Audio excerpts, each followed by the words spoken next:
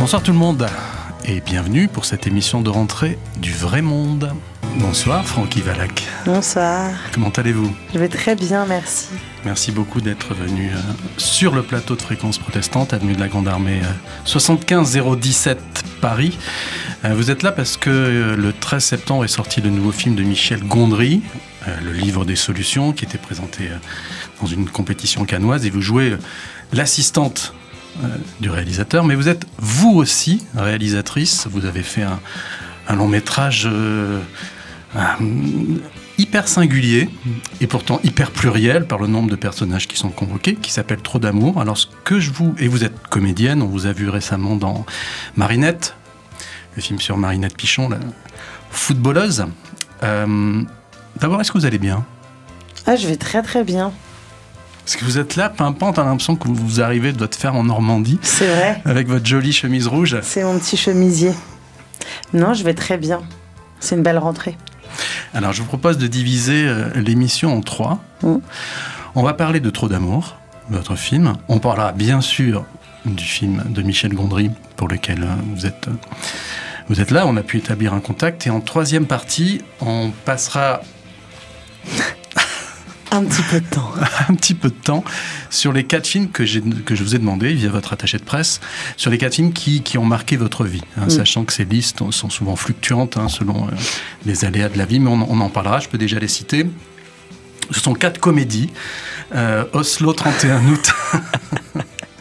Oslo 31 août de Joachim Trier, Snow Therapy de Ruben Östlund, A Marriage Story de Noah Baumbach et Les Amants du Pont-Neuf de Léos Carax. Mais avant... C'est pour ça que vous me demandez si je vais bien, parce que j'ai cité que des films très tristes. Mais pour moi, la sélection, elle varie d'heure en heure. C'est même pas de jour en jour, ni d'année en année. Vous me demandez ça aujourd'hui, peut-être ce serait autre chose. Mais c'est bien aussi les portraits instantanés. Oui. Je veux dire, il y a quelques années, on a réinstallé les photomatons dans les gares, vous vous souvenez? Oui. Ils avaient complètement disparu, on trouvait ça ringard à l'heure des téléphones. Puis maintenant, c'est redevenu politique. Oui. Alors, il y a un petit rituel dans cette émission auquel personne n'échappe, même pas vous. Je vais vous demander de fermer les yeux. Est-ce que vous pourriez nous décrire la chambre d'enfant ou d'adolescente dans laquelle vous avez grandi, en nous la décrivant spatialement? Alors, c'est dans un appartement que mes parents ont depuis toujours et dans lequel ils sont encore aujourd'hui, sauf qu'aujourd'hui, c'est une salle à manger. Mais à l'époque, on mangeait dans la cuisine et donc du coup, c'était une grande pièce où je partageais cette chambre avec ma sœur, ma grande sœur. Un rectangle, c'était, et le bout de la pièce, c'était des fenêtres comme une grande véranda et comme un loft. Voilà, des fenêtres de loft. Et là-bas, il y avait un aquarium à tortues, dans lequel j'avais 2 tortues. Près de l'aquarium, il y avait le lit de ma sœur. Et collé face à la porte de la chambre, il y avait mon lit à moi. Et au milieu de tout ça, des jouets et des poupées. Et notamment une poupée qui parfois parlait la nuit et qui me terrorisait. Parce que quand on appuyait sur son ventre, elle parlait. C'était pas dans mon imaginaire. Elle parlait vraiment. Est-ce qu'il y a des objets qui sont dans le lieu où vous vivez actuellement, de cette période-là? Est-ce qu'il y en a qui ont suivi? Non. C'est marrant. Et je sais qu'il y a des gens qui font ça. Pas moi. Moi, non. Mes souvenirs de mon enfance et de ma famille, c'est dans Trop d'amour. Et là, ma maison, c'est une page vierge, aujourd'hui. Sur les murs de votre chambre, il y avait plutôt un poster de Sting ou plutôt un poster de Christophe? Figurez-vous que ma mère, elle est tellement maniaque, elle nous interdisait d'accrocher des posters alors que tous mes copains avaient ça au mur parce qu'elle voulait pas abîmer le mur de l'appartement qu'ils louaient. Donc il n'y avait rien. Mais un peu plus tard, j'ai changé de chambre et j'avais au mur un énorme autocollant d'un dessin qui s'appelait Monsieur André. Je sais pas si vous voyez ce que c'est, c'était tagué dans tout Paris et j'avais eu le droit à cet autocollant-là sur le mur de ma chambre. Ça, c'était vraiment un exploit. Donc pas de poster. Alors, pour les auditeurs et les auditrices, Sting ou Christophe, alors Sting, c'est parce que c'est l'invité surprise du film de Michel Gondry, Le Livre des Solutions. On le voit vraiment, il est dans le film, il est acteur. Il se fait presque remonter les bretelles, d'ailleurs. Et Christophe, c'est parce que dans Trop d'amour, vous avez une séquence de danse avec un jeune homme sur une version des mots bleus. Oui, c'était juste avant la mort de Christophe d'ailleurs. Et comme c'était un film fauché sans budget, le superviseur musical qui s'occupe de gérer les droits des musiques m'avait donné le numéro de Christophe. J'avais écrit à Christophe et il m'avait offert gracieusement les droits de sa chanson pour qu'on puisse le mettre dans le film. Oui, parce que vraiment, c'est un tel petit budget, votre film, que je me dis, mais comment est-ce qu'elle a pu faire pour avoir la musique que tout le monde a envie d'avoir, les mots bleus. Paroles de Jean-Michel Jarre, comme chacun sait. Est-ce que, comme Gondry, quand vous étiez jeune, petite, vous êtes toujours jeune, quand vous étiez plus jeune, est-ce que vous aviez un livre, non pas forcément de solutions, mais de questions? Une sorte de journal intime? J'avais un journal intime, et c'est drôle parce que comme j'ai déménagé récemment, j'ai ressorti cette boîte et je commence à les refeuilleter. J'en avais plein. Et bah oui, j'ai toujours écrit des bribes. En fait, c'est marrant, mon carnet secret, je vois que j'étais très impatiente, donc je vois que c'est des moments où je me dis, je vais écrire. J'écris les 10 anecdotes les plus marquantes des derniers mois, et après j'arrête d'écrire. C'était pas du tout un journal quotidien. Alors, il y a un petit livre, j'ai vu qu'il a attiré votre attention juste avant l'émission. Je l'ai trouvé à Toulouse, dans une librairie, je dirais pas improbable, mais dans une toute petite librairie, un livre de Michel Gondry. Mais c'était en sachant qu'on faisait l'interview ou pas du par tout. hasard? J'ai acheté ça il y a 10 ans, c'est dingue. Attiré par le fait que personne ne l'ait acheté, juin 2013. Et ça s'appelle The Be Kind Rewind Protocol, et c'est un bouquin dans lequel il est super précis, discursif sur sa vie, et il raconte une anecdote incroyable que j'ai jamais relue depuis. Et il dit que quand ses parents ont déménagé, ça a été un gros traumatisme, parce que c'était la fin de son adolescence, un changement de vie, et que la dernière chose qu'on a mis dans le camion de location pour le déménagement, c'était son matelas. Et donc, quand il a vu son matelas, il a eu presque les larmes aux yeux en se disant, non seulement je déménage, mais c'est mon lit qui sert. Et je vous rappelle que dans Eternal Sunshine of the Spotless Mind, il y a cette séquence avec Kate Winslet et Jim Carrey du matelas sur le lac gelé. Est-ce que vous, avant de parler de Trop d'amour, est-ce que vous, il y a eu des images comme ça, matrices dans votre vie? Des trucs comme ça qui sont, non pas comme un sparadrap, mais qui peuvent être presque des patchs pour affronter la vie? C'est une bonne question. Je sais pourquoi j'ai un souvenir, je ne sais pas si ça répond à votre question, mais qui m'est revenu dernièrement. Ma mère, à chaque fois qu'on partait, qu'on disait au revoir, qu'on disait au revoir pour aller je sais pas où, en colo, chez des amis, et qu'on prenait la route, elle nous lançait un verre d'eau sur la voiture, qui est, je crois, un rituel... je sais pas si c'est un rituel juif ou juif ashkénaze ou pas du tout juif, ça se trouve, je dis ça parce qu'on est juif, je sais pas. En tout cas, elle le lançait sur la voiture. Et j'ai appris récemment que c'est censé être signe de bonne chance. En fait, ça veut dire tu pars comme l'eau et tu reviens. Parce que l'eau, elle part et elle revient. Et en fait, ma mère le lançait tellement de manière angoissée, avec l'air de dire, imagine, tu ne reviens pas, que du coup, j'associe ce geste et les départs à quelque chose de très, très triste. Et j'ai vraiment cette image du verre d'eau. Et récemment, on me l'a fait en guise juste de bon voyage et je l'ai très mal pris. J'aime pas du tout ce geste. Vous êtes maintenant connu, donc courtisé, donc objet probablement de relance sur les réseaux sociaux, donc question cash. Quelle est la dernière fois qu'on vous a sollicité pour un financement participatif? Que on m'a sollicité? Oui, la dernière fois que quelqu'un vous a dit « Allez, tu vas bien mettre 20 €. Une amie qui a une marque qui s'appelle Léon Bijoux, et elle avait lancé une campagne de financement. Je les porte aux oreilles en échange de mon investissement. J'ai eu 2 belles petits pendentifs aux oreilles que je porte encore. Et d'ailleurs, je m'étais dit, comme je suis la reine du financement participatif, parce que Trop d'amour est né grâce à ça, je ne me permets pas de ne pas donner aux autres, vu que mon film a existé grâce à ça. Il y a mieux, il y a l'extrait. Ma petite fille va faire un film sur ma vie. On va faire comme ça, sur ma vie. Une biographie. C'est pas non plus une biographie, mais... Ok, si tu veux. Si je veux, c'est vrai, c'est une biographie. Un peu adaptée quand même, c'est une pièce. Mais qui a oui, adaptée d'une pièce de Marguerite Duras. Oh. Voilà. C'est ça, hein? Oui. Cherchez son nom. C'est ça.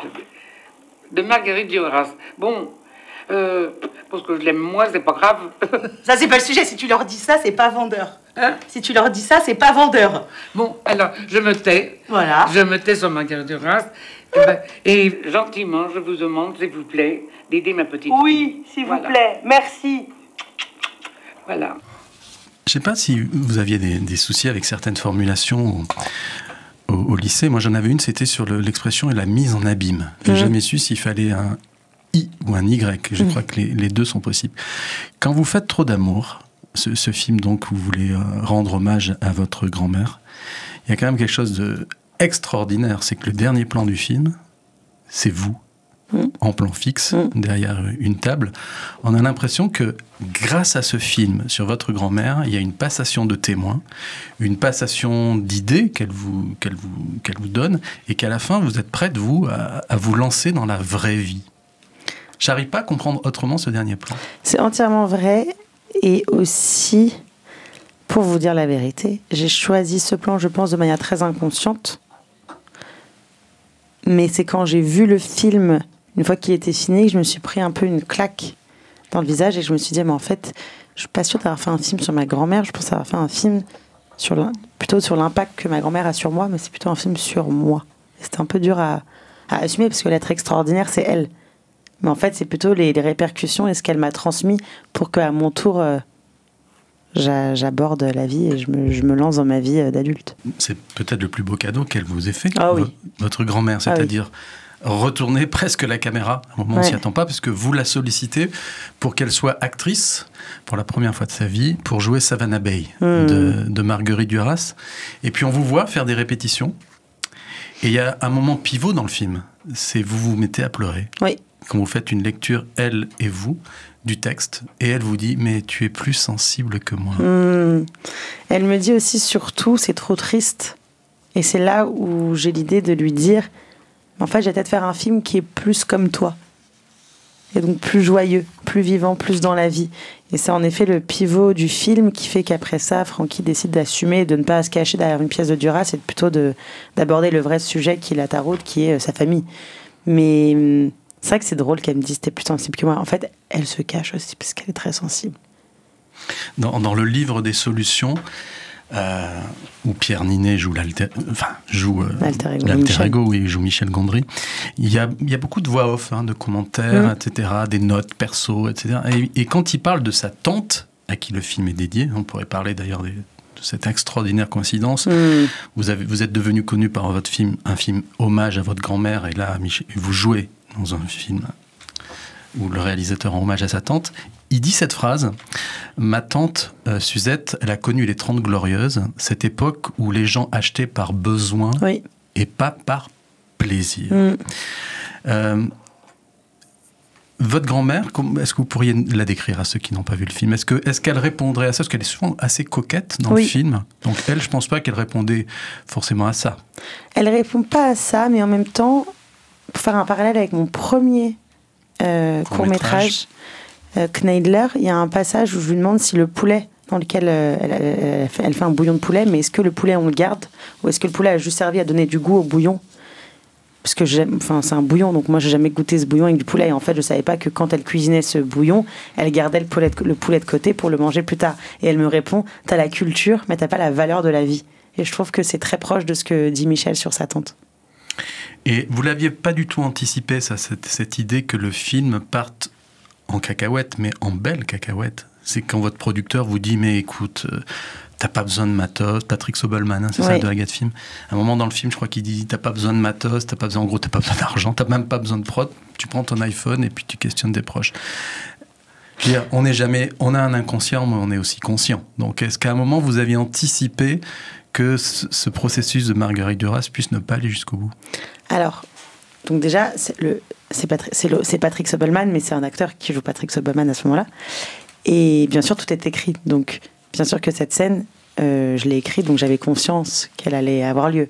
En revanche, ce dont je ne me rendais pas compte dans l'écriture, c'est une vraie phrase que m'a dit Patrick Sobelman, c'était que je me cachais derrière Marguerite Duras, comme si, en fait, Marguerite Duras, c'est de l'intelligence, c'est les lettres, c'est les mots, ça me paraissait tellement plus ok de parler de Marguerite Duras que de parler de ma famille. Je me dis, ça n'a pas intéressé, alors que Marguerite Duras, il y a une espèce de prestige. Mais c'est vrai que je vous promets que je n'ai pas vu... Enfin, j'ai vu venir le moment où le film de famille allait devenir plus important, mais je vous promets que c'est vraiment aussi une question de montage, On a beaucoup réécrit avec mon monteur Thibaut Damad parce que je n'avais pas du tout conscience de la trajectoire du film au moment du tournage. Vous avez vu ADN de Maïwenn ? Oui.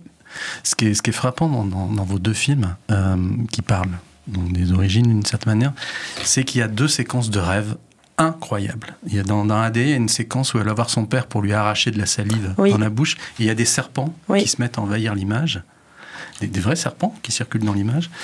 Et vous, dans Trop d'amour, il y a cette scène extrêmement bien filmée de rêve où vous vous réveillez et c'est Valérie Donzelli qui joue votre rôle. Et il y a aussi une scène de rêve dans le livre des solutions. Parce que c'est marrant, on m'a souvent mis en parallèle cette scène-là, la scène avec le producteur où il se met à tirer sur lui. Et je me demande ce que ça raconte. Enfin, si je sais ce que racontent les rêves chez les gens. Et je pense qu'encore en tant que réalisateur et scénariste, le lien entre Maïwenn, Gondry et moi-même, c'est que je pense que les rêves sont un endroit où la névrose et le summum de l'inconscient nous rattrapent. Et parfois, ça raconte plus qu'une scène réelle de cinéma. Pourquoi avoir choisi que votre père joue votre père et que votre mère soit jouée par une réalisatrice avec qui vous avez tourné, par exemple ? Parce que... Alors, en fait, mon père n'était pas prévu au programme. Dans l'idée, c'était de mettre en scène ma grand-mère et que ce soit la seule non-comédienne du film et que tout le reste soit des comédiens pour justement mettre une distance et que ça ne devienne pas un documentaire sur ma vie et pour éloigner le voyeurisme et pour aussi... vraiment installer le concept de la fiction. Mais mon père étant vraiment comme dans le film, du coup, il avait très envie de faire partie du film. Et c'est un ami à moi qui est venu passer un week-end à la maison et qui connaissait le scénario et qui a vu mon père et qui m'a dit « Mais il n'y a pas personne d'autre qui peut jouer le rôle à part lui. » Et je lui ai vraiment fait passer beaucoup d'essais. Et je le trouve excellent dans le film. Et on a fait une projection il y a 2 jours au Hall devant 500 personnes où quelqu'un a posé une question sur Trop d'amour et Gondry a parlé de son avis, a donné son avis sur Trop d'amour qu'il a beaucoup aimé et dit que son acteur préféré dans le film, c'est le père. Et mon père s'en est parmi, bien sûr. Alors, plus Trop d'amour avance, plus il y a des témoignages face caméra sur un fond qui est d'ailleurs très... Je ne sais pas si c'est vous qui avez choisi ce fond bleu turquoise vert. Et à un moment, Bastien Bouillon, super acteur et mis à l'honneur récemment pour La Nuit du 12, il dit face caméra cette phrase qui moi, en tant que fils, m'a beaucoup troublé. Et il parle de votre famille et il dit votre famille se remet de tout. Au final, c'est peut-être vous qui avez raison. Je dis ça parce que très souvent, on a l'impression, au contraire, que dans les autres familles, ça se passe mieux. Enfin, moi, c'est quelque chose que j'entends souvent de ma mère, qui me dit « Regarde les voisins, tout est nickel chez eux. » Mais je dis « Mais parce que t'es pas rentré. » Mais ils ont pas... Voilà, etc. Je trouve cette phrase très intéressante parce que votre film, c'est vraiment un bouillon de culture familiale avec une séquence d'impro avec votre papa. Voilà. Mais au final, on a l'impression que plus le film avance, plus il y a une mise à distance pour savoir, mais cette famille vue de l'extérieur. Oui. Ça, ce travail-là, il a été possible grâce à Agnès Surstel qui a rejoint l'écriture un moment avec moi et qui justement a eu ce regard extérieur et qui est venue, je l'ai invitée à des dîners de famille, à des réunions familiales pour qu'elle observe. Et c'est elle qui, à ce moment-là, je pense, a eu le recul nécessaire et le regard de me dire il y a ça qui est dysfonctionnel, vous rigolez tout, mais en fait vous parlez jamais, tout le monde parle en même temps, mais en fait personne s'écoute. Et cette chose, en tout cas, de dire... chez vous, tout passe, entre guillemets, c'est des phrases que j'avais entendues de mes beaux-frères. C'est-à-dire des pièces rapportées dans cette famille. Je vais vous raconter une histoire authentique. Et je raconte, dans mon convoi à moi, le convoi, dans le train, il y avait une jeune femme qui était enceinte. Ça ne se voyait pas, personne n'a rien dit, et puis elle est rentrée dans le camp. Mais, elle était arrivée, ce qui est arrivé, le petit nourrisson a voulu sortir. Alors, toutes les vieilles nous ont éjecté toutes les jeunes de la baraque, enfin, où on dormait. Il fallait surveiller qu'il n'y ait pas un SS. Et bon, ça a duré longtemps, enfin bref. Et d'un seul coup, le petit nourrisson sort.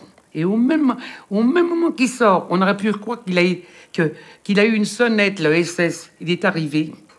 Nous, on lui bouche le passage. Il entend pioyer un nourrisson. On lui bouge le passage. On reçoit des coups de fusil à l'envers. Là, il nous tapait avec. Il a gagné. Il a pris le nourrisson. Il l'a jeté en l'air. Il a fait tirer au pigeon. Alors j'ai dit au monsieur qui croit. Et Dieu, qu'est-ce qu'il a fait à ce moment-là? J'ai rien. Moi, je peux pas croire en Dieu quand je vois ça. Voilà. Je comprends. Je sais que je choque tout le monde quand je dis ça, mais c'est pas grave. Mais ça n'a pas d'importance pour moi. Bois un peu d'eau, mamie. Hein? Bois un peu d'eau. Franck Yvala, est-ce que vous pourriez nous parler un peu du travail qu'a fait votre grand-mère dans les lycées de transmission? Oui, en fait, pendant 20 ans, elle n'a pas parlé autour de la déportation. Et ensuite, c'est Antenne 2, comme elle dit tout le temps, qui est venue taper à sa porte pour... parce qu'ensuite, c'était enfin plus tabou et on a voulu savoir.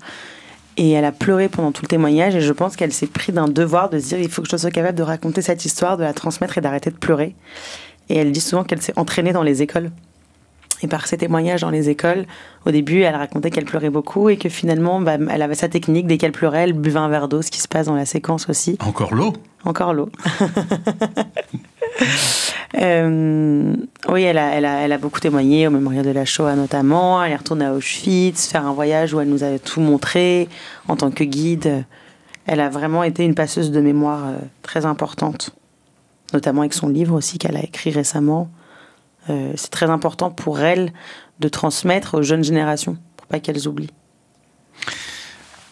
Dans Entre d'amants, il y a un cut, une coupe que je trouve hyper belle. C'est justement, vous êtes en train de danser, c'est la joie, vous réclamez du vin pour vous éclater, et puis cut, on passe à la discussion où vous êtes avec votre grand-mère dans une brasserie parisienne et vous discutez de l'avancée du projet. Et à un moment, elle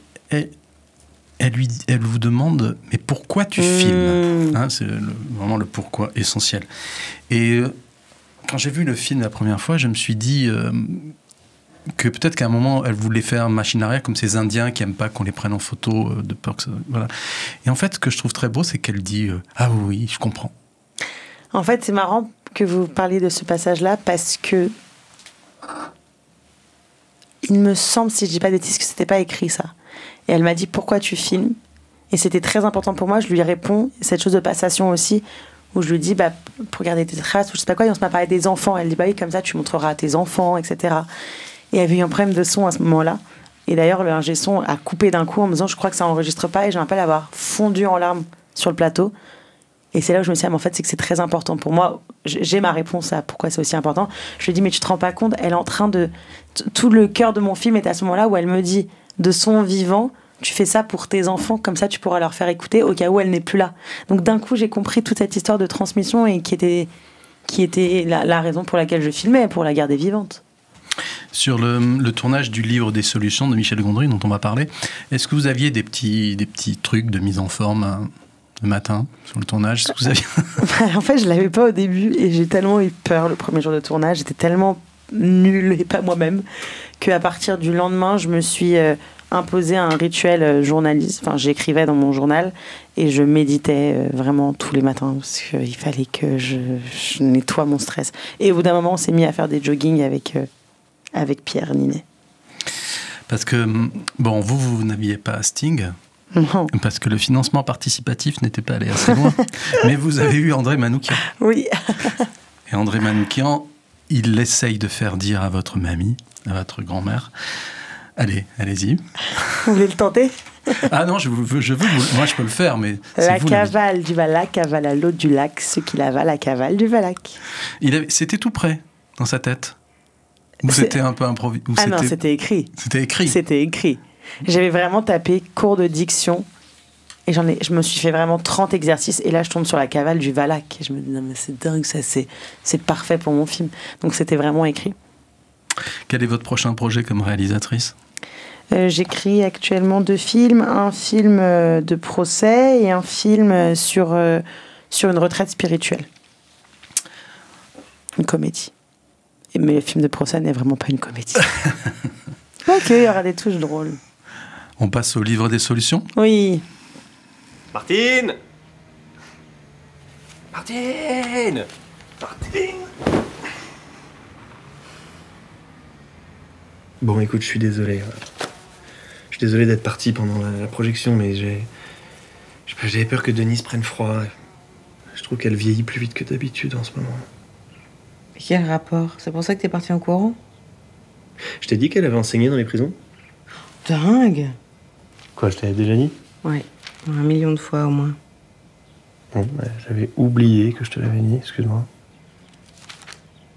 Tu vas quand même pas m'en vouloir parce que je m'inquiète pour ma tante. Non, je m'inquiète parce que tu t'inquiètes pas du film. Mais je m'inquiète du film. D'ailleurs, j'ai eu une super idée. Tu vas reprendre le montage, mais en commençant par la fin. Donc, tu démarres ici, et tu remontes pour terminer ensuite le montage par la scène 1. Mais personne monte comme ça. Moi, j'ai besoin de connaître la scène d'avant pour monter la scène d'après. Mais non, parce que chaque scène est un flashback. Et la scène d'avant, un flashback du flashback. Et la scène encore d'avant, un flashback du flashback. C'est une excuse pour pas regarder le montage. Alors, pas du tout. Quand on monte, on visionne toujours depuis le début. Donc le début, on le voit 1 million de fois. Alors que la fin, que à la fin. Je t'en supplie.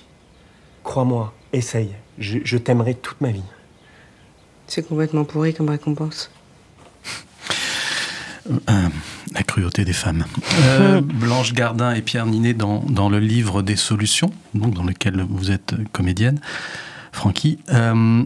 Après Michel Hazanavicius l'an passé avec Coupé et Pedro Almodovar il y a 2-3 ans avec Douleur et gloire, j'ai l'impression qu'aujourd'hui les réalisateurs, peut-être à cause du Covid, peut-être à cause de Netflix, ils ont envie de montrer à quoi ressemble leur métier. Et le livre des solutions, c'est ça. Hein, en 2 mots, c'est l'histoire d'un gars qui se rend compte qu'il va être dépossédé de son film. Il est sur une terrasse des Champs-Élysées huppée, et puis il fait une sorte de fugue, d'exil dans les Cévennes pour se réapproprier ce film et le remonter. Est-ce que vous aviez senti chez Gondry, avant, quand il vous a parlé du projet, cette idée un peu de midlife crisis, de crise du milieu de la vie? Je pense qu'il est en crise depuis bien avant le milieu de sa vie, Michel, donc je ne l'ai pas senti comme ça. C'est un film qu'il avait dans ses tiroirs depuis très longtemps. Et je ne sais pas pourquoi, à un moment, les planètes se sont alignées, il a décidé de le faire maintenant. Mais... non, je dirais pas que c'est un midlife crisis. Je dirais que c'est un peu c'est vraiment le film parle de l'époque de l'écume des jours, mais je pense que c'est vraiment il a eu besoin, je pense, de revenir sur cette période un peu traumatique pour lui de sa vie, sur cet épisode où il a vraiment pété un câble, et je pense que c'est une manière de se réparer de tout ça. Vous avez trop d'amour, mais Michel Gondry, lui, il a trop d'idées. Ouais, je préfère avoir trop d'amour que trop d'idées. Vraiment, ça a l'air épuisant d'être Marc. Votre rôle d'assistante sur le film m'a un peu fait penser à celui que jouait Dany, la chanteuse, dans La Nuit américaine de François Truffaut. Je l'ai pas vu. Où elle joue son assistante script. Mais la différence, c'est qu'elle avait le vrai Truffaut qui joue son propre rôle, tandis que là, vous avez Pierre Ninet, qui fait donc tampon avec Michel Gondry. Comment s'est passé pour vous l'incarnation de ce personnage-là? En fait, ce personnage a été écrit à partir, bien évidemment, de son assistante à l'époque sur l'écume des jours, mélangé à son assistante d'aujourd'hui. Parce que du coup, elle est partie, celle à l'époque de l'écume des jours.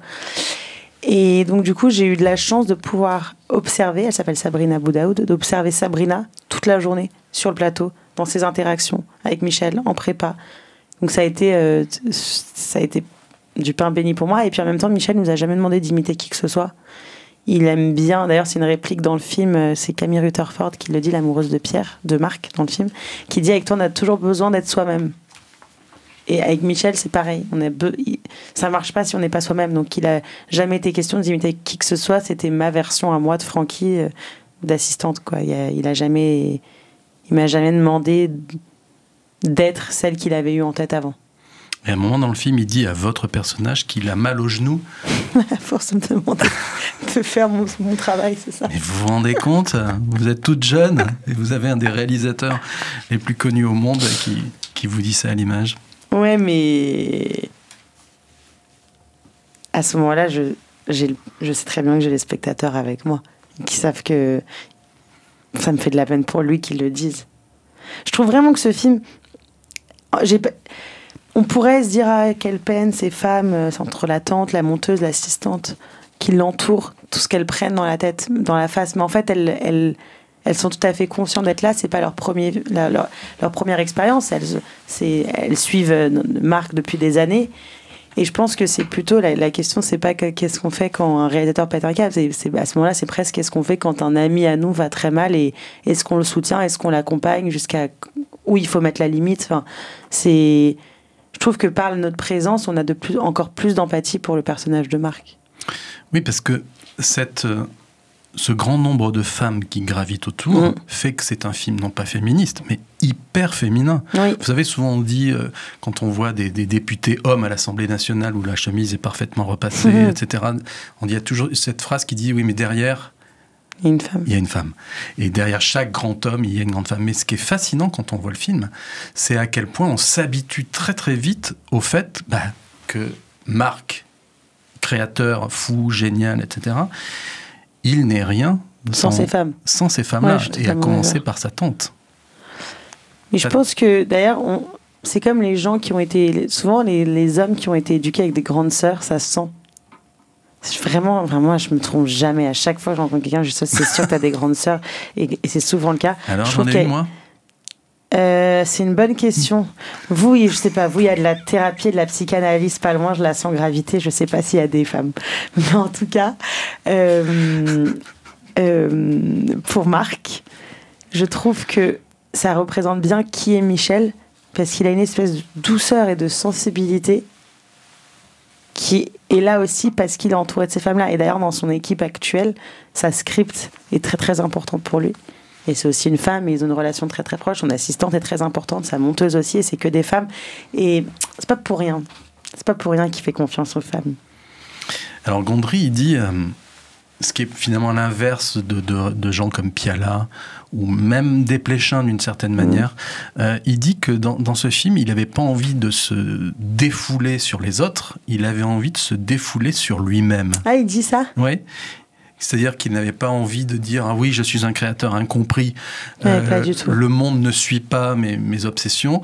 Et là, en fait, c'est un autoportrait qui est, malgré la fantaisie gondriesque, est hyper réaliste. Hyper réaliste et surtout très critique envers lui. Et c'est ça, je crois que j'avais vu une critique, je sais pas si c'est Libé, je sais plus qui disait ça, mais qui n'est pas du tout négative, mais qui citait un moment et disait que c'était un film égocentrique, mais pas dans la critique, mais plutôt comme un fait. Et je suis pas du tout d'accord avec ça. Parce que j'ai l'impression qu'en France, dès qu'on fait un film, je suis la première à le dire, vu que j'ai fait un film autobiographique où je me mets en scène avec ma famille, mais dès qu'on parle de soi, j'ai l'impression qu'on est catégorisé tout de suite dans un égocentrisme, alors que, pour moi, égocentrique, c'est vraiment vouloir parler de soi, mais de manière presque prétentieuse. Là où Michel, je pense que s'il avait pu s'épargner et ne pas raconter ça de lui-même, il l'aurait fait. Mais il a juste un recul et une justesse. Et en fait, il est le premier à se taper dessus. Il ne s'épargne pas, il se met pas en avant, il ne s'adoucit pas dans ce film. Il passe juste par le rire. Mais ça ne veut pas dire que c'est moins grave. Et puis le drame du cinéma, c'est que contrairement à la Grande Librairie pour la littérature, qui est une super émission littéraire, il n'y a pas vraiment d'émission de cinéma, je trouve, à la télévision, où les artistes peuvent vraiment, pendant 30 minutes, raconter « mais ça s'est pas passé vraiment comme ci, comme ça ». Et peut-être que le cinéma est un médium, enfin, parler de soi à travers un alter ego, surtout brillant comme Pierre Ninet, c'est aussi un témoignage. Bien sûr. C'est un témoignage. Est-ce que, sur le tournage, cette idée de buissonnier, puisque le film se passe à 80% dans une petite terre des Cévennes, est-ce que ça a joué, à votre avis, sur la maturation du film ? Le fait, le soir, de ne pas rentrer à Paris chacun, d'être comme un campus ? Bien sûr, parce qu'en plus, on était tellement loin qu'on ne rentrait pas le week-end non plus. Donc on a vraiment été en autarcie, tous ensemble, toute l'équipe, une toute petite équipe en plus, pendant 1 mois et demi. Et le fait, le week-end, aller se baigner dans la rivière où Michel se baignait enfant, et d'aller faire du canoë avec Pierre et Blanche et leur chien dans un endroit que Michel nous a conseillé parce qu'il adorait. Je pense qu'inconsciemment, ça nourrit quelque chose. Ça fait qu'on n'est jamais déconcentré. On est là au service du film pendant 1 mois et demi. Il n'y a pas de pause, c'est tout le temps. Le rapport à la mort, enfin le rapport à la survie, plus exactement, est super touchant dans le film et est super présent. Dans le petit livre que je mentionnais tout à l'heure de Be Kind Rewind Protocol, Gondry raconte qu'il a été obligé parfois de changer les médicaments qu'on donnait à sa propre maman pour la sauver. Il dit, en gros, je lui ai peut-être sauvé la vie. Là, c'est le schéma inverse. Il y a le personnage joué par Françoise Lebrun qui lui dit, ne jette pas tes médicaments dans l'évier, tu en as encore besoin. Et puis il y a cette séquence dans le film où il fait une sorte de simulation automobile pour essayer de se dire, le jour où il faudra amener ma tati à l'hôpital, je serai prêt. Est-ce que toutes ces ruptures de ton émotionnel, comment est-ce que Gondry vous a demandé de les jouer, vous, comédien ? Il nous a rien dit. Il nous a vraiment... Il vous a donné le livre des solutions et il vous a dit, servez-vous ? Oui, non, mais il nous a vraiment donné le scénario. J'ai voulu plusieurs fois qu'on se voit avant pour en parler, mais il n'y a pas tant eu de préparation que ça. Je ne sais pas trop comment il nous a insufflé. Quelque part, il nous a transmis sa magie, c'est-à-dire qu'on était vraiment dans l'univers de Michel, mais sans jamais que ce soit, je ne serais pas didactique ou... Je ne sais pas trop comment il nous a transmis sa magie. Je pense que c'est là où elle est la recette, c'est sa recette du génie. Le dernier plan est inoubliable. Le dernier plan du film, on va évidemment pas le révéler. Mais du coup, il a à voir dans un cinéma quand même, et pas chez soi. Mais il a à voir dans un cinéma et pas chez soi. Et là aussi, c'est très féminin, cette fin. On a l'impression que c'est un contact avec la matrice. Comprendront ceux qui verront le film. J'allais dire quelque chose, mais ça va spoiler la fin. Je peux rien dire. Je suis bloquée. Alors, dans le film, il y a aussi... ça peut ouvrir la psychanalyse que vous me reprochez. Non, que j'encourage, j'adore la psychanalyse. Ah bon. Dans le film, on lui propose de devenir maire. M-A-I-R-E. Le maire d'un petit village. Oui. Et à la fin, il devient père. Oui. Wow, freudien. P-E-R-E. Il avait déjà des enfants Il était déjà papa, Gondry ? Oui. Ouais. Oui. Et vous savez pourquoi, dans le film, il a tenu à ce que son personnage, son alter ego, soit papa à la toute fin du film, quasiment au moment où le film est livré ?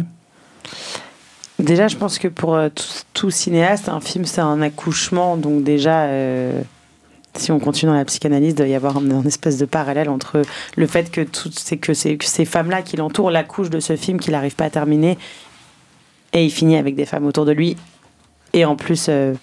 bientôt père.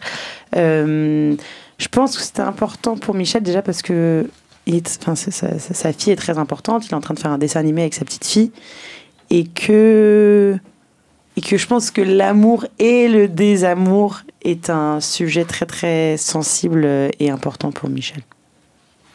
Quand son personnage dit comme tous les lâches, je laissais aux autres le soin de prendre la décision. Il dit ça à un moment. Comment est-ce qu'il... alors j'imagine que c'est aussi une sorte d'autocritique lucide. Il y a tellement de réalisateurs dont on pense qu'ils sont des démiurges et qui en fait c'est le hasard qui a décidé. Ça ressemble à quoi ? Il a ressemblé à quoi ce tournage ? Avec le recul d'un an ou deux, j'imagine ? Oui, un an. Un an. Comment est-ce que cette phrase, c'est Gondry qui parle ? Non. Parce que, c'est peut-être Gondry à cette période de sa vie, mais c'est pas Gondry aujourd'hui. Alors, on a quand même tourné dans la maison de sa tante, sa vraie tante, dont il parle dans le film. Donc, il y avait quand même un côté très familial, avec une équipe qu'il connaît très, très, très bien, parce que c'est la même équipe qui reprend souvent dans l'équipe technique. En revanche, il laisse personne décider pour lui. C'est-à-dire que il adore, il le raconte souvent dans les questions-réponses, expliquer à quel point il est têtu et que quand un comédien donne une idée, parfois il dit non. Juste parce qu'il veut pas qu'on ait une meilleure idée que lui et qu'il finit toujours par céder et que une fois sur trois, je dirais, il finit par monter la prise que le comédien a conseillé ou que quelqu'un de son équipe technique lui a conseillé. Donc finalement, il laisse pas les autres choisir pour lui, ni le destin, ni la vie, il entreprend beaucoup. Il y a une séquence dans le film qui m'a fait penser à Trop d'amour. C'est une séquence où sa tante est assise dans un fauteuil. On a l'impression qu'il ne se passe rien. Ouais. Et surtout nous, urbains, frénétiques, etc. Et elle répond, mais je suis très occupée. Je pense, j'ai des souvenirs. Comme si le fait juste de s'arrêter et avoir des souvenirs, c'était aussi important que faire un film. C'était sa manière à elle, dans le paysage, d'être là, au milieu de toute une équipe qui s'agite. C'est exactement la position de Julia, ma grand-mère. déjà dans le film, quand elle dit, comme dans la fameuse scène où je pleure, quand elle me dit que parfois la vie est, je sais plus comment elle le formule, mais que c'est long parce qu'en fait elle passe sa journée à attendre que le téléphone sonne, que ce soit ses petits enfants qui l'appellent ou de voir. En fait, elle parle de sa solitude. Et un autre parallèle que je faisais, oui, c'est que ce que raconte Denise, donc la tante de Michel dans le film, c'est aussi la position de ma grand-mère, en effet, qui a passé 1 mois et demi de tournage extraordinaire à juste observer l'équipe vivre autour d'elle. Et je pense qu'en fait, Michel a vraiment été dans les Cévennes chez sa tante à un moment. Et il y a un documentaire d'ailleurs qu'il a fait sur sa tante que j'invite à regarder qui s'appelle L'épine dans le cœur. Ouais, exactement. Voilà. Je sais plus quel était le début de ma phrase, mais en tout cas, il faut regarder ce documentaire. Je te jure que c'est pas moi qui ai jeté les spaghettis, c'est eux qui m'ont poussé pour sortir. Non, mais attends, les spaghettis t'ont poussé, le téléphone a plongé dans l'évier. Enfin non, écoute, tu vas faire des excuses à Charlotte et Carlos. C'est ton équipe. Tu vas perdre le respect. Ok, le téléphone, d'accord. Mais j'ai pas jeté les assiettes. Enfin, je sais plus comment ça s'est passé, mais pourquoi j'arrive pas à me souvenir? Non, mais c'est normal. Je t'avais dit de pas arrêter ton traitement comme ça. Ça va aller. Tu t'en sors bien. Je m'en sors bien. Je m'en sors bien. En tout cas, j'ai plus d'idées qu'avant. Oui, peut-être. Mais bon, va t'excuser quand même. Est-ce que Gondry parlait un peu de politique ou du rapport au monde pendant le tournage? Parce que cette idée de devenir le maire, pour une raison féminine d'ailleurs, puisque le maire en place décide, je crois, de s'occuper de son épouse qui est malade. Est-ce que le soir, au coin du feu, Michel Gondry parlait un peu de sa vision du monde d'aujourd'hui? Non, c'est vraiment comme un enfant, il est plus dans ce que nous on voit pas. Donc tous les sujets chiants comme la politique et tous les problèmes, c'est pas là où il va aller s'amuser. En revanche, il est très au courant de ce qui se passe. Par exemple, à l'époque, c'était le procès de Johnny Depp et il était au courant de chaque rebondissement. Il suivait tout de très très près. Il est quand même très au courant de l'actualité. Mais en revanche, on parlait pas de politique. J'aime beaucoup dans le film quand Pierre Ninet, alias Marc, alias Michel Gondry, vient présenter le film au village. Et au lieu de dire bonjour à tous, il dit cher village. C'est-à-dire que le village est comme une personne, en fait. Mais parce que Michel est très très attaché, donc c'est à Villemagne qu'on a tourné, il est très attaché à ce village qui est donc le village de sa tante. Et c'est vrai qu'il connaît beaucoup de monde dans le village. Il a encore des membres de sa famille qui sont là-bas, donc beaucoup de monde passait sur le tournage. Il y avait une envie d'honorer cet endroit qui lui est très très cher, et il respecte énormément les gens qui sont là-bas. Dans le film, il demande à votre personnage de trouver un ingénieur du son, c'est ça, puis un orchestre, oui, un studio, etc. Sur le vrai tournage, est-ce qu'il y a quelque chose d'inavouable que Michel Gondry vous a demandé à l'assistante dans le film? Un truc qui n'est pas dans le tournage, mais qui n'est pas dans le film, mais qui sera peut-être dans le making-of. Donc quelque chose qu'il aurait demandé à son assistant dans la vraie vie et que j'ai vu. Oui. Mais ça peut être un truc très badin, hein. Il regardait tous les soirs. Il adore il aime autant, je crois, les séries que les émissions policières sur les enquêtes horribles. Et les deux, on dirait deux colocs. Donc le soir, je sais qu'il se mettait avec des pop-corn et qu'il matait ça, et que c'était un peu sa manière de souffler, parce qu'il aime pas aller boire des verres, il aime pas faire la fête. Mais voilà ce qu'il lui demandait de plus fou. Mais non, il est très très très respectueux de son assistante aujourd'hui. Alors j'imagine qu'on vous la pose lors des débats, mais public, qu'est-ce que vous avez appris en termes de mise en scène de Michel Gondry? J'ai appris qu'un film est toujours un premier film. C'est-à-dire que Michel, après tous les merveilleux films qu'il a fait, et les Oscars, et les prix, et les festivals, Festival. André Manoukian va venir vous reprendre, Francky. En ce moment, c'est pas mon fort, les conjugaisons, les accords. Bref, il avait une espèce d'âme de débutant, je sais pas comment dire, mais aussi talentueux qu'il est. Il y avait plein de choses qu'il savait pas, où il hésitait, où il se questionnait. Il avait pas du tout la confiance ou même la prétention d'un grand réalisateur.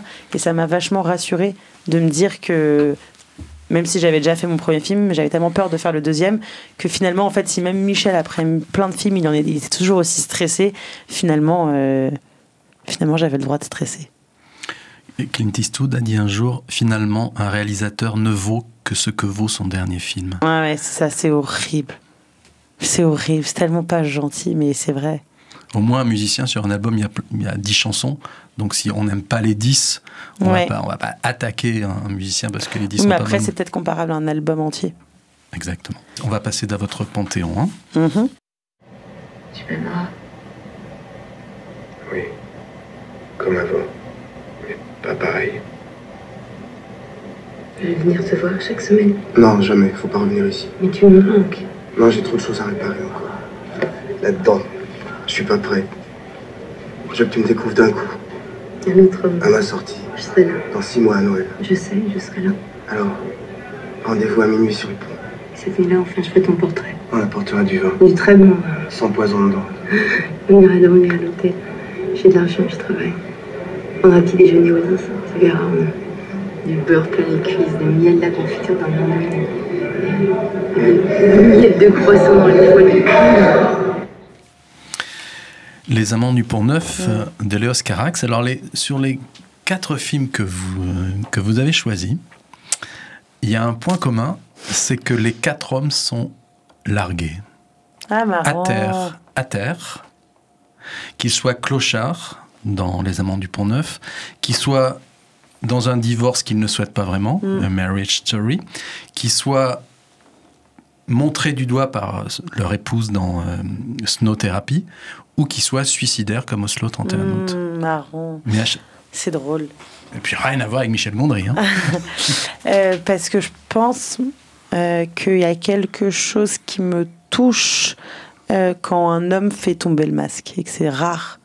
Enfin, c'est pas que c'est rare, mais en tout cas, c'est pas la construction qu'on a l'habitude de voir avec le patriarcat, compagnie, etc. Enfin, je veux dire, il y a vraiment cette chose de un homme qui tient la face, qui est dur, etc. On a toujours eu l'habitude aussi même d'être face à la monstruosité de l'homme, et il y a un endroit qui me touche vraiment beaucoup quand un homme baisse les armes. Et 3 sur 4 sont des artistes. Dans Oslo 31 août, le personnage principal, il est dessinateur. Dans Marriage Story, Adam Driver joue un metteur en scène. Et finalement, dans Les Amants du Pont-Neuf, en étant cracheur de feu, c'est vrai. C'est un esthète, hein, Denis Lavant, dans le film. C'est vrai, c'est drôle. Donc vous rapprochez d'eux ? C'est marrant. Thérapie.com, je me lance. Je pense qu'il y a quelque chose... Je m'identifie à un endroit d'eux. Voilà. Dans Les Amants du Pont-Neuf, qu'est-ce qui vous touche le plus quand vous repensez à ce film ? C'est leur histoire d'amour.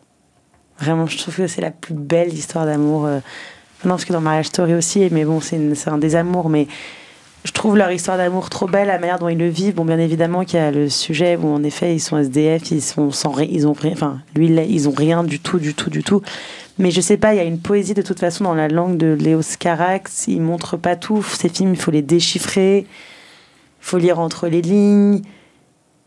Et j'adore leur manière de s'aimer, qui est complètement folle, qui est vraiment... Enfin, c'est une histoire d'amour que, comme on voit dans les films seulement. Mais... Ouais, j'adore ce film. Juliette Binoche a dit non à Steven Spielberg pour Jurassic Park, pour pouvoir faire Les Amants du Pont-Neuf. C'est une déesse. Est-ce que vous pourriez faire la même chose, vous ? Imaginons que Noah Baumbach vous appelle dans 2 ans pour jouer une Française à Hollywood. Je schématise. Et vous êtes très amoureuse. Vous pourriez faire des choix aussi radicaux ? Attendez. C'est-à-dire... Ah, et je suis très amoureuse parce qu'elle était amoureuse de Léos Carax. Oui. Pour ça. J'ai envie de refaire l'histoire autrement. C'est comme si demain... je ne sais qui... Steven Spielberg, on va reprendre, m'appelle pour un rôle, mais que je suis amoureuse de Noah Baumbach et que Noah Baumbach, à côté, est en train de faire son film, bien évidemment que je cours vers Noah Baumbach. C'est fameux en réponse à tout. Dans Les Amants du Pont-Neuf, c'est le côté un monde à part aussi. On voit jamais de commerçants, ce mélange de réel, les douches où on va choper les SDF à Nanterre, etc. Ouais. Denis Lavant s'est retrouvé au milieu de vrais Ouais. SDF. Ça aussi, j'imagine que ça vous parle, puisque dans Trop d'amour, Bien sûr. dans Trop d'amour, il y a ça. Ça a été une ref, notamment même la scène qui est pas du tout autant réussie, mais la manière dont Léos Carax il filme les scènes de voiture. Au début, il y a une voiture qui déambule dans Paris. C'était mon rêve de faire ça dans la scène de taxi avec Mamie Julia au début, quand on est dans le taxi à l'ouverture du film, mais j'ai pas réussi. Ça pourrait être une J'avais pas référence les moyens. à Holly Motors aussi. Aussi, bien sûr, la voiture qui déambule, la limousine qui déambule dans Paris. Je sais pas si c'est Paris d'ailleurs dans les moteurs. Si, à la Samaritaine aussi. Et j'aime bien aussi la personnification du pont. Paris, le Pont Neuf devient un personnage très très très important dans le film. Et je suis d'ailleurs très attachée au Pont Neuf aujourd'hui, notamment pour ce film et pour plein d'autres choses. Mais j'aime bien le fait que ces personnes-là n'ont rien sauf l'amour et qui se recréent leur palace d'amour dans une alcôve du Pont Neuf. Carax voulait en faire une comédie musicale à la base. Ah bon ? Ouais, il a abdiqué, je pense, face à l'ampleur, puis face à la complication. Ouais.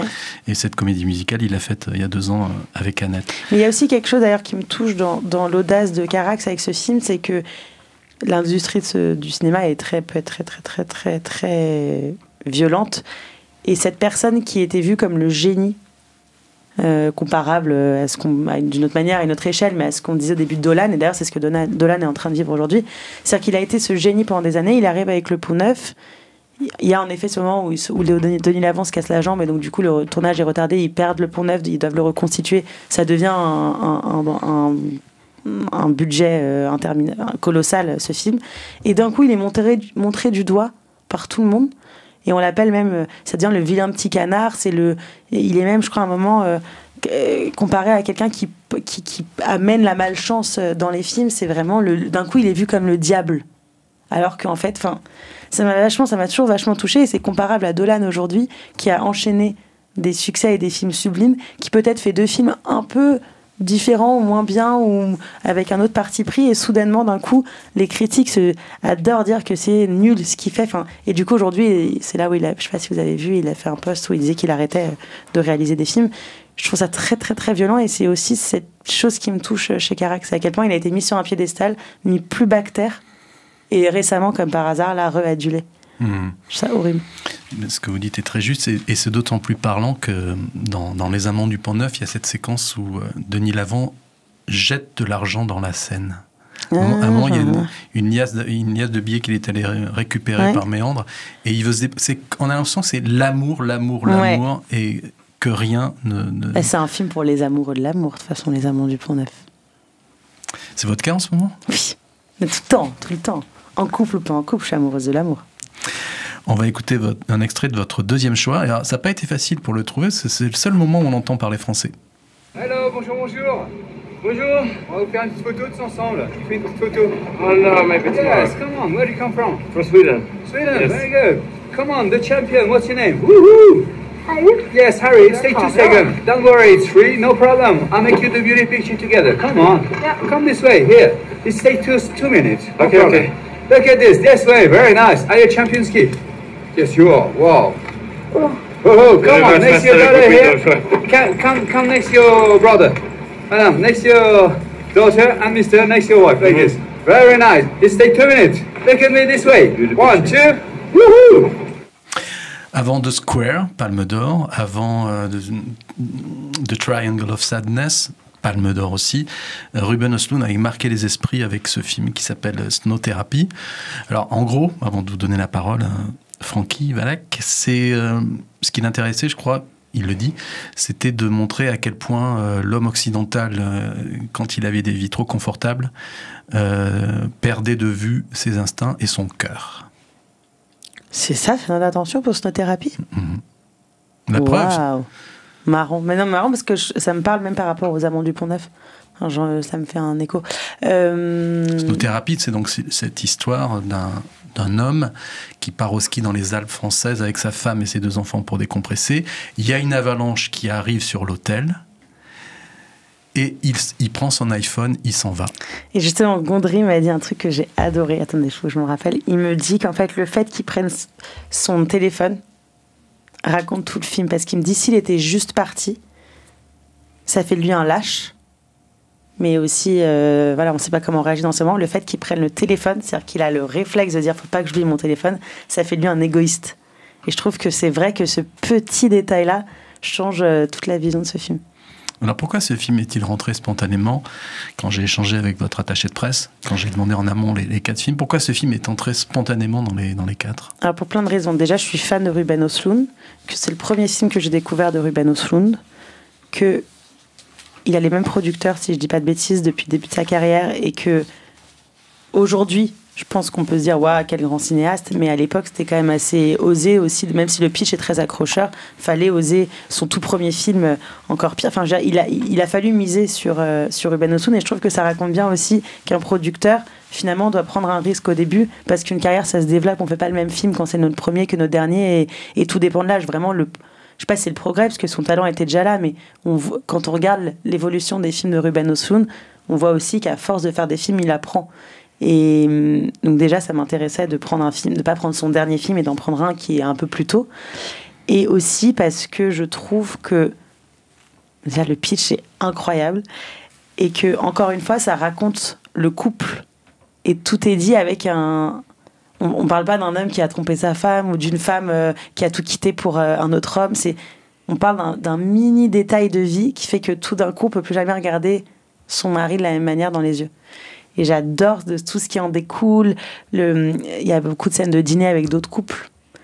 Et toutes ces scènes miroirs, ça m'inspire beaucoup. Et de toute façon, Ruben Östlund m'inspire beaucoup. Et ce cinéma, tout, que ce soit Suède, Norvège, Suède, tous ces cinémas-là m'inspirent beaucoup. Parce que je trouve qu'ils ont une manière de montrer sans montrer. Tout n'est pas dit. Et c'est ça que j'aime bien. Moi, je vois nos thérapies un peu comme le mépris de Godard dans les Alpes. C'est-à-dire qu'au bout de 10 minutes du mépris, il y a une femme qui adorait son mari qui ne l'aime plus. Et il patine jusqu'au bout, Piccoli, pour essayer de la rattraper, Bardot. Et là, dans Snow-thérapie, c'est pareil. C'est-à-dire qu'il a beau s'excuser, se rouler en boule, pleurer pour sa femme, il reste un lâche. Parce qu'il met du temps à assumer. C'est qu'il y a toute une première partie du film où nous, on n'a pas... Nous, en effet, la scène, au début, on s'y attend pas, donc on la voit comme eux l'ont vécu, et on n'a pas tous les détails. Et pendant tout le film, elle ne fait que lui répéter « t'es parti comme un lâche, assume », et il fait que nier jusqu'au moment où elle réalise qu'elle a la vidéo, et elle lui montre, et c'est là où il fait un caca nerveux d'enfant pathétique, où il se roule au sol et qui s'excuse. Mais finalement, je peux spoiler le film, finalement, à la fin, ils sont quand même encore là, et ils traversent ça. Mais je pense qu'en fait, ce qu'elle attend de lui, c'est qu'il assume sa lâcheté.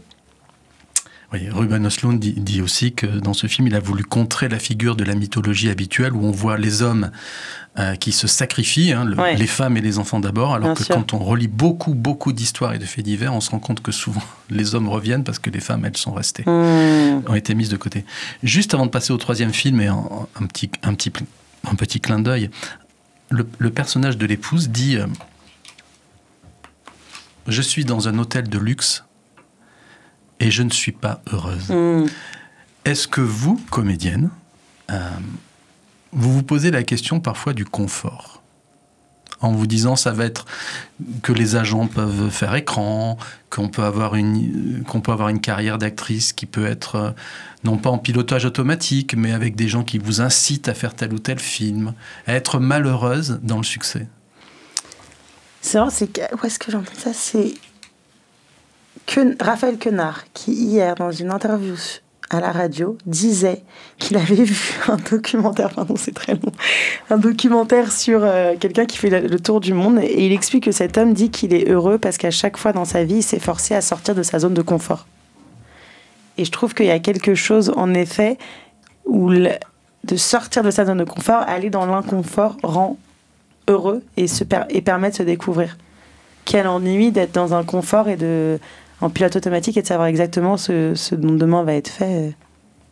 Vous savez que dans le livre des solutions, il y a 2 zones aussi. Je crois qu'il y a la zone de confiance et la zone de méfiance qu'établit Michel Gondry dans le film.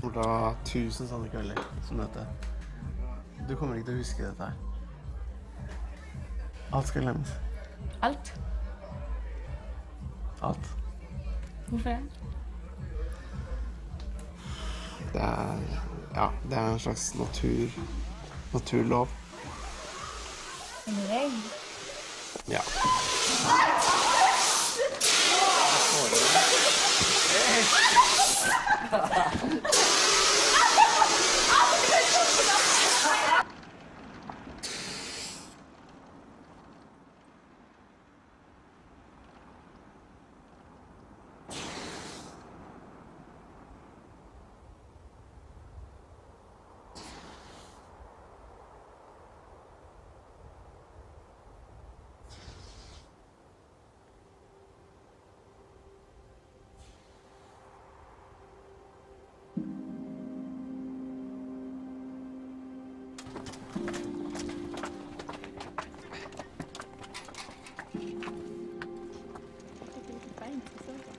Ekkopunktet? Yes. Det er klassisk Oslo-spot, da. Ja, vi må jo dele med innflytterne. Bare så. Sånn. Og så tramper hardt. Ja.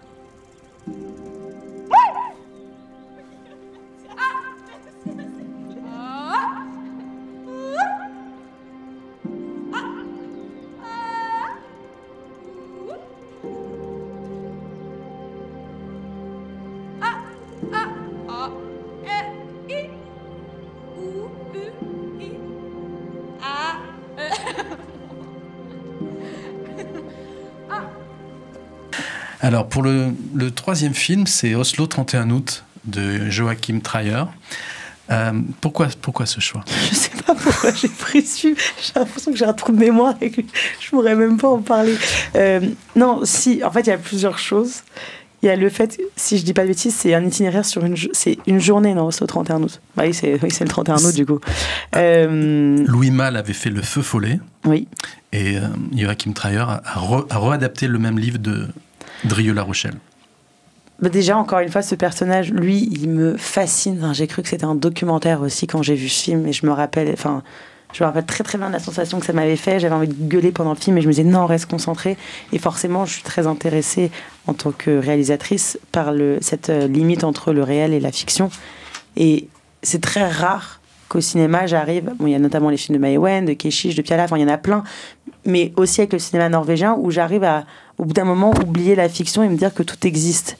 Et c'est vraiment ce que j'avais ressenti avec Oslo 31 août. Et j'ai pas pris Julie en 12 chapitres de ce réalisateur parce que j'aime l'itinéraire de cette femme et j'adore ce film qui est une grande référence, mais je déteste le fait qu'elle ait besoin d'hommes constamment et que toute sa vie soit orchestrée par ses histoires d'amour, même si j'aime l'amour.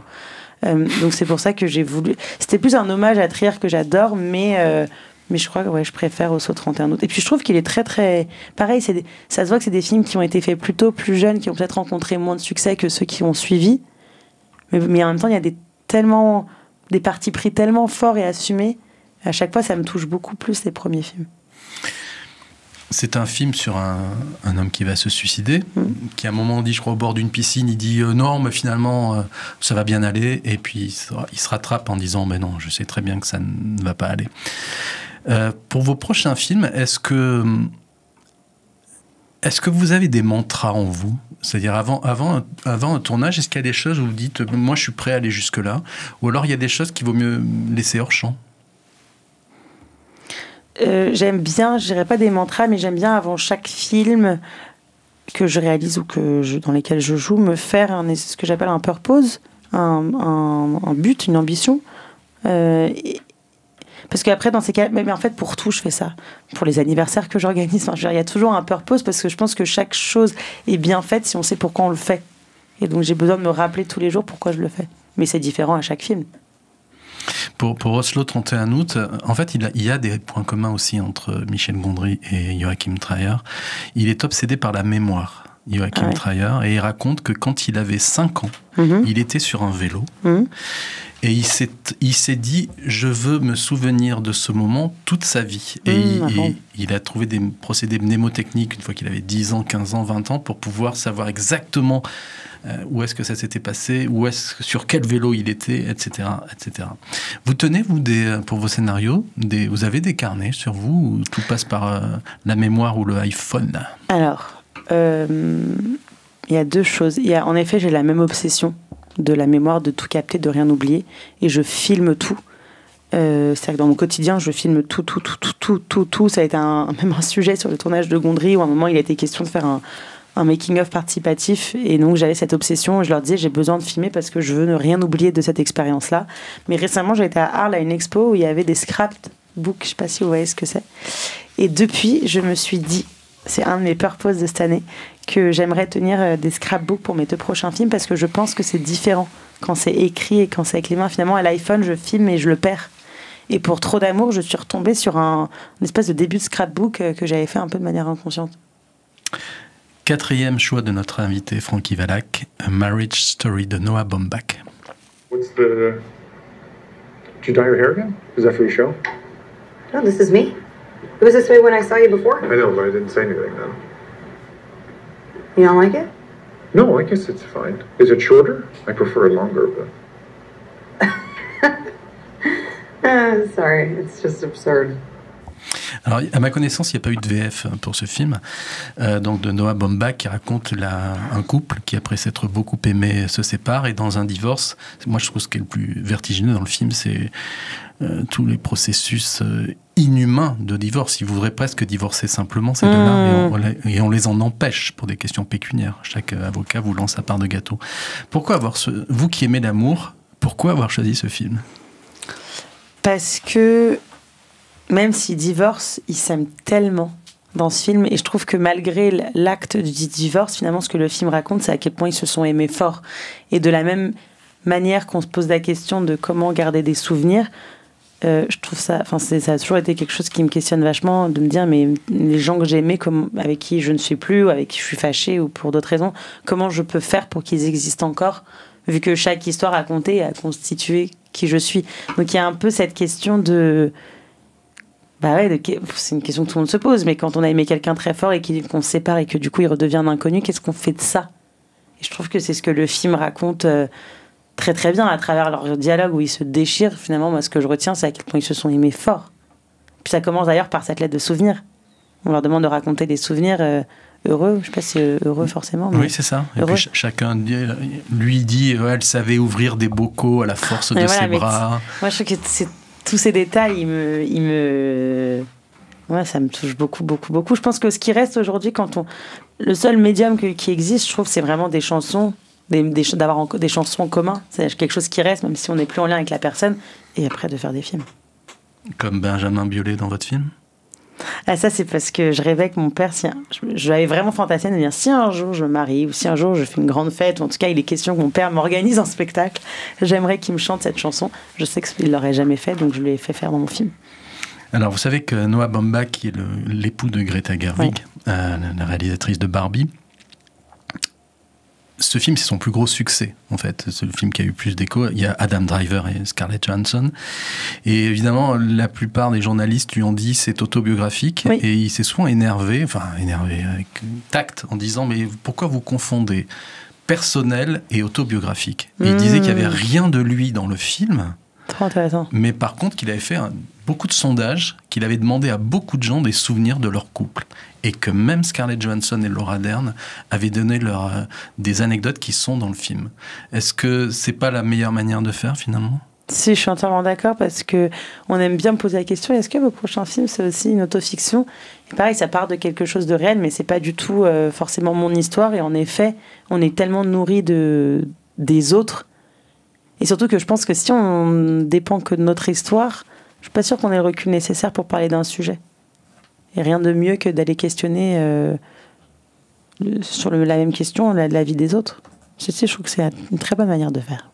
Bravo Noah Baumbach. Je ne sais pas si vous vous souvenez de ce film. J'ai un avantage sur vous, c'est que je l'ai revu il y a 3 jours. Le dernier plan du film... C'est les valises ? Non, c'est quoi ? C'est tout simple. Je peux le spoiler puisqu'il n'est plus en salle.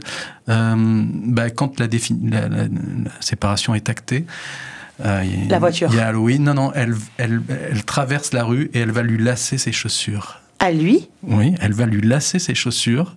Ils s'en vont dans 2 directions opposées. Ouais. Et puis, elle revient vers lui. On s'attend à ce qu'elle lui dise quelque chose, mais je t'aime encore, ou ceci ou cela, ou je t'aimerai toujours. Elle dit rien, Scarlett Johansson, son personnage. Elle se baisse. elle lui serre ses lacets et chacun Ah bah repart. alors là, j'ai une toute autre analyse maintenant. Ça, j'ai l'impression que du coup, elle le garde. quitte. Elle le garde aussi. Non, moi j'allais dire au contraire, elle le quitte parce qu'en fait, est-ce qu'au bout d'un moment, alors là je pars de loin, mais est-ce qu'elle n'était pas devenue sa mère et qu'en fait c'est ça qu'elle supporte. Enfin, lasser ses chaussures, c'est vraiment un acte, c'est ce qu'on fait aux enfants. Est-ce que vous avez des enfants? Non. Vous savez comment il a appelé son fils, Noah Baumbach? Non, vous pouvez pas le savoir. Dites-moi. Romer. Ah bon? C'est un fan d'Éric Romer. Ah mais il est génial. C'est incroyable. C'est incroyable. Quelle classe. Voilà, avec son épouse, c'est avant Greta Gerwig, je crois. Oui. Il a appelé son fils Romer. C'est vraiment la classe. Vous êtes prête, Francky, pour le questionnaire rituel de fin d'émission? Oui. Ah oui. Où étiez-vous lors du passage à l'an 2000? Chez Edith Sebula, qui joue ma mère dans le film, qui est du coup une amie de mes parents. Et j'étais chez elle, je me rappelle très très bien du décompte et des lunettes 2000 aussi. Des lunettes de quoi? Les lunettes avec écrit 2000. Tout le monde a tout le temps des lunettes de chaque année, mais la 2000, elle est plus stylée. Quel est le livre que vous avez le plus offert? Lettre AD de André Gors, qui est encore une déclaration d'amour de André Gors à sa femme alors qu'elle est sur le point de mourir et où il réalise qu'il a toujours créé au sujet de plein d'histoires et même de petites amourettes et qu'il n'a jamais écrit sur elle alors qu'elle est sa plus belle histoire. Si vous pouviez ressusciter une personnalité historique pour un dîner en tête-à-tête, ce serait qui? Frida Kahlo. Est-ce que vous avez déjà pensé à la musique que vous voudriez que vos proches écoutent lors de vos funérailles? Elle m'angoisse cette question. Vas-y Francky, c'est bon. J'ai fait un truc rigolo. Je sens que ça va changer dans le cours de l'histoire. Je sens qu'on sera plus proche des mots bleus. Quelle est la dernière fois Touche du bois. Quelle est la dernière fois que vous êtes passé devant la maternité où vous êtes né? Je sais pas, c'était à Boulogne, c'est une très très belle maternité, je sais même pas si elle existe encore. Je connais personne qui accouche là-bas et avec ma mère qui pouvait faire un caprice pareil à l'époque pour. Je me rappelle qu'elle m'avait dit qu'elle s'était ruinée pour accoucher là-bas tellement que c'était beau et un hôtel. Imaginons que vous soyez en conflit avec quelqu'un depuis plusieurs années, et vous dites ça a assez duré, j'enterre la hache de guerre. Quel est le DVD que vous envoyez par la poste pour que il ou elle comprenne que vous voulez renouer? Oh. C'est très dur. J'ai envie de vous dire, c'est un peu comme les playlists en commun avec les gens qu'on a aimés. Je dirais lui envoyer un film qui a compté pour nous deux. Mais je ne saurais pas te dire lequel. Est-ce que vous êtes déjà retrouvé dans un musée, et puis comme ça, au détour d'un couloir, sans penser à rien, vous êtes face à une sculpture, une peinture, un dessin, vous marquez un temps d'arrêt et vous vous dites mais c'est moi que je suis en train de regarder? Oui, ça m'est arrivé, j'ai oublié le nom le musée Mayol. C'est pas moi que je voyais, mais en fait c'est bizarre, j'ai les corps des femmes d'époque. Chaque fois qu'il y a des femmes d'époque assez pulpeuses avec des tailles fines, ou à l'époque on mettait d'ailleurs ces corps en avant en disant qu'ils étaient très beaux, à chaque fois ça me fait toujours marrer parce que j'ai une scoliose, j'ai l'impression qu'elles ont toutes des scolioses les femmes de l'époque. Donc oui, j'ai souvent ça quand je vois des peintures de femmes d'époque. Si demain matin vous pouviez tout prendre avec vous, amour, travail, animaux de compagnie, demain matin à 9h, dans quelle ville vous vous télétransportez? À Mexico City. J'adore le Mexique, j'adore leur culture, j'adore les couleurs. Je sais qu'on dit souvent que c'est une ville qui n'est pas sécure, mais finalement, je trouve qu'il y a moins de violence, il y a moins de fous. Il y a de la pauvreté, mais il n'y a pas de fous au Mexique. Et j'adore le Mexique. J'adore le Mexique. Disons que la folie fait partie aussi de leur culture à travers les rites. Oui, mais du coup, c'est des gens qui travaillent beaucoup plus sur eux parce que justement, dans leur culture, ils creusent énormément, finalement. Et je trouve que ça se sent. Est-ce qu'avant de prendre une grande décision importante, vous avez un toc, un gris-gris ou un rituel? Marguerite Duras, que vous connaissez bien, disait qu'elle ne pouvait se mettre à écrire le matin que si son lit derrière elle était impeccablement fait et que ça devenait une obsession et qu'elle allait refaire les 4 coins sans arrêt pour éviter de se mettre à écrire. Ah, trop drôle. J'allais dire que j'ai pas trouvé mon rituel parce que à chaque fois je me mets à faire des machines, à nettoyer, à me dire oh là là, j'ai pas fait le plein, ah bah non mais j'ai pas fait ci. Je m'invente 40 000 prétextes pour décaler le moment de l'écriture. Donc je n'ai pas encore trouvé mon rituel. Et la dernière question, c'est un bonus pour vous. On est en fin d'émission, on parle du livre des solutions de Michel Gondry qui est sorti le 13 septembre. À un moment dans le film,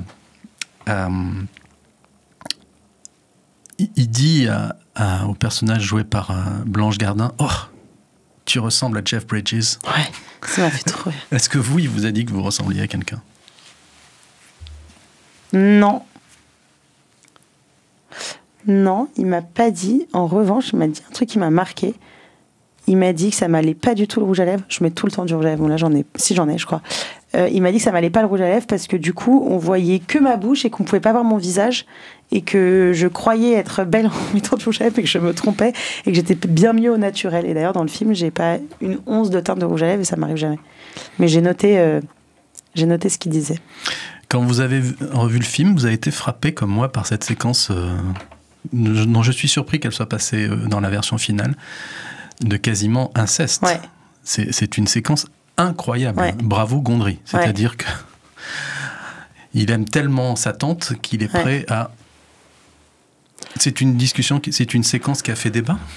Non, bizarrement, c'est marrant parce que les gens n'en parlent pas tant que ça, fou, alors qu'elle est frappante. Elle était déjà frappante au scénario, mais parce que je pense que ça arrive à un endroit du film où, c'est-à-dire, c'est un point de non-retour. Il se regarde dans le miroir, il fait marche arrière, et c'est là où il décide de se dire j'ai un vrai problème et je me suis fait peur. Et finalement, il passe pas à l'acte. Il nous confie une idée qui est passée par sa tête. C'est presque cathartique, mais je veux dire, il le fait pas. Donc c'est aussi heureusement qu'on a encore le droit dans des films d'exprimer les plus grandes névroses qui nous passent par la tête. Et le génie de Gondry dans cette séquence, c'est ce que vous avez dit, c'est le miroir. Ouais. C'est-à-dire qu'à un moment, voilà.